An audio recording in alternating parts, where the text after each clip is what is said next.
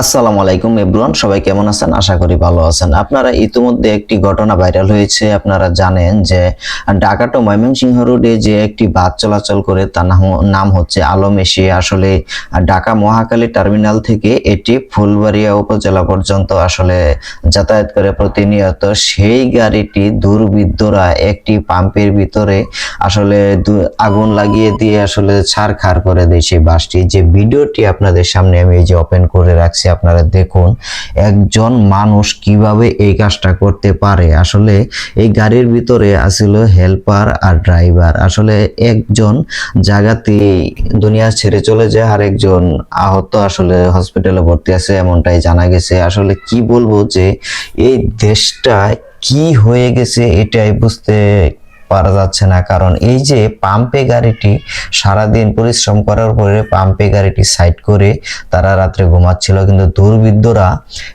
কিভাবে পারলো এই তাজা দুটি প্রাণকে এরকম করতে। আর একটি গাড়ির দাম কত তারা হয়তো নিজেরাও জানে না যে একটি গাড়ির দাম কত।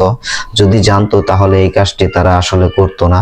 আর কি বলবো, এই যে আপনারা আরেকটা প্রমাণ আপনাদেরকে দেখাচ্ছি, সিসিটিভি ফুটেজ, যে পাম্পের যে সিসি ক্যামেরা ছিল সেই সিসিটিভি ফুটেজে দেখুন আপনারা যে সরাসরি কিভাবে তারা আসলে বাসটির ভিতরে আগুন দিচ্ছে পেট্রোল ঢেলে। আসলে কি বলবো যে এই শ্রমিকদের কোনো নিরাপত্তা নেই। আসলে একটি গাড়ি ভাঙচুর করা, একটি গাড়িতে আগুন দেয়া এটা যারা দেয় তারা হয়তো বোঝে না কতটুকু কষ্ট যার গাড়ি, আর যে যার ক্ষতিগ্রস্ত হয় একমাত্র সেই বুঝে। আসলে ভিডিওটি সবাই একটু শেয়ার করে দিবেন। আর অবশ্যই এই বিষয়টি নিয়ে আমি চাই অতি দ্রুত তাড়াতাড়ি আসলে এদেরকে আইনের আওতায় আনা হোক। আর সকল শ্রমিক পরিবহন ভাইদেরকে জেগে ওঠার জন্য আহ্বান জানাচ্ছি। কারণ এই যে পরিবহন শ্রমিকদের কোনো নিরাপত্তা নাই, পরিবহন শ্রমিকদের কোনো বাপ মা নাই।